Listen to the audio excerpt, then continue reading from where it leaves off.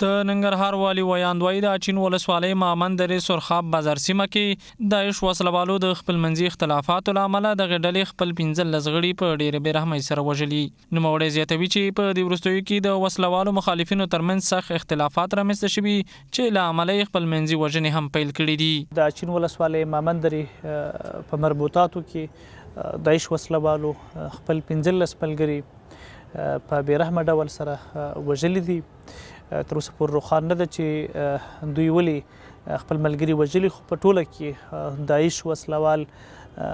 همیشه وحشت خپروي، هغه که په خپلو ملګرو وي، هغه که په نورو عامو وګړو وي، هغه که په ماشومانو وي، هغه که په ښوونکو وي، او که په علماوو وي، دوی خپل وحشت خپروي او دوی هم د وحشت یوه ښه بېلګه وه. په ورته وخت کې د هسکې مینې ولسوالۍ په ګورګورۍ، ګجڼه، پاپین او میاګانو سیمو کې د ګډو ځانګړو ځواکونو هوایي او ځمکني عملیاتو په ترڅ کې 10 داعش وسلوال وژل شوي او د دوی یو شمېر وسلې او مهمات هم له منځه تللي.